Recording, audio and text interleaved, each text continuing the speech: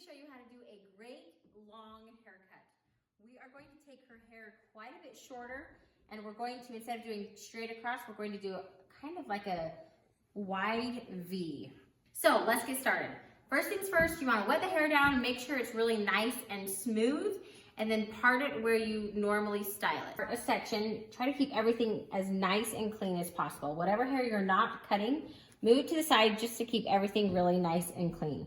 Then do another part. You only want to do about as wide as your first knuckle. Now, anything that you cut behind the ear, you want to put the head straight down like that. And then you want to keep the hair really nice and close to their back. I always try to keep this part of my hand straight on their back. So comb it nice and smooth all the way down. Put your fingers right behind the comb to keep it smooth and with tension. Decide how long you want. We're gonna go about right there. Then, since she's got a little bit thinner of hair, we are going to do the blunt cut. You wanna use the blunt cut if the hair's a little thinner to create weight, and that will just give the illusion of thicker hair. So bring that down, make the cut.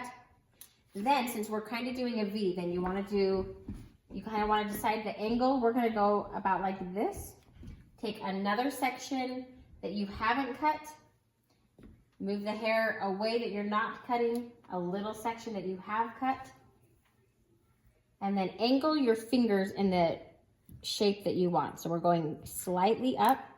There's a section that we've cut, and then we're going to match it. Now around the ear, we are working with the ear and we're working with the shoulder. So we want to put the head now straight up, take a section, but we haven't cut a section that we have. Keep the hair straight by the shoulder, keeping that V going. And then be really careful around the ear. Take a section down, keeping it really nice and flat to the shoulder. You're going to want to move it this way to get rid of, this angle, but that will mess it up. So keep it straight down. Keep going with that angle. Keep the tension on there. So we've already done this side. Now we're going to move around to the other side. Comb a little bit of hair that hasn't been cut, some that has been cut.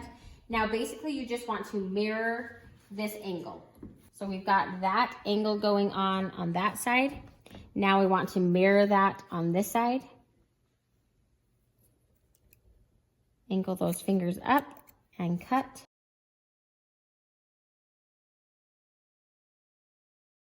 Okay, now in front of the ear, be careful to not lift it up like this. Make sure to keep it down. Comb it really softly over the ear. Angle those hands up and make a cut.